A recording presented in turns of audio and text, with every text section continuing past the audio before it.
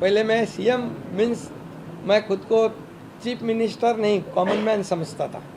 अभी मैं डीसीएम हूँ, तो अभी मैं यही समझता हूँ डेडिकेटेड टू कॉमन मैन 24/7। आज के ऐतिहासिक शपथ ग्रहण समारोह में देवेंद्र फडणवीस जी के मुख्यमंत्री पद की उन्होंने शपथ ली हुई है। उनका मैं अभिनंदन करता हूँ, तहे दिल से हृदय से अभिनंदन करता हूँ और मैं उनको आगे के भविष्य के लिए शुभकामनाएं देता हूँ। मैं इतना ही कहता हूँ कि 2.5 साल का जो महायुति सरकार है, ये महाराष्ट्र एक प्रगतिशील राज्य है।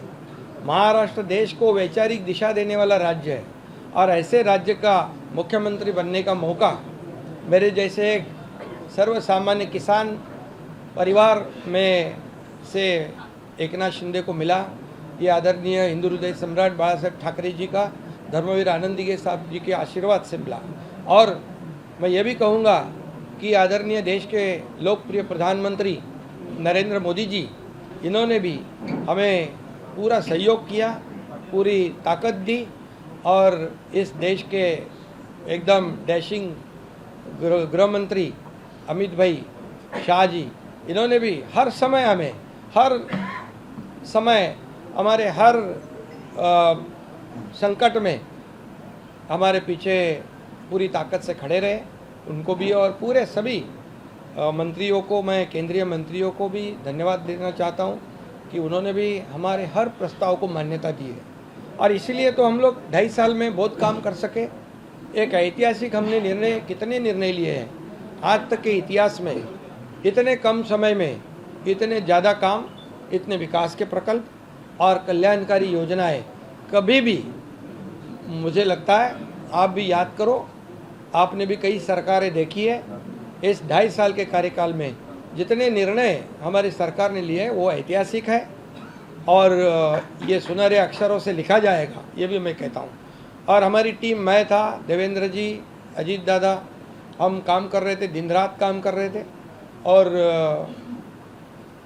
इस राज्य को आगे बढ़ाने का काम किया। हमारी लाडली बहना, लाडले भाई, लाडले किसान, लाडले ज्येष्ठ नागरिक, सभी लोगों ने भर भर के, लाडली बहना को विशेष तौर से धन्यवाद देना चाहिए कि उन्होंने इस बार किसी का सुना नहीं और सभी लोगों ने इस महायुति सरकार को आशीर्वाद दिए। मैंने कहा था कि 2.5 साल के सरकार के कार्यकाल को ये इस चुनाव में हमें उसका नतीजा देखने को मिलेगा, जनता का आशीर्वाद मिलेगा और यही हमने देखा कि इस बार पूरे मेजॉरिटी नहीं है, ये तो बहुत ही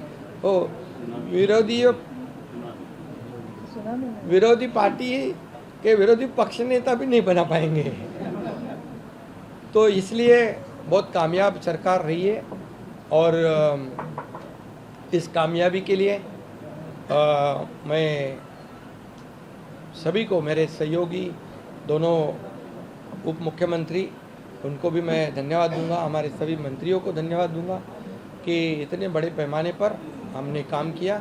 और मुझे इस बात की भी खुशी है कि जब हम निकले थे 2.5 साल पहले 40 लोग हमारे साथ थे, आज 57 प्लस 3 60 लोग, ये हमारे विचारधारा के बाला साहब ठाकरे जी को जो विचारधारा है, उनकी विचारधारा को हमने आगे बढ़ाया।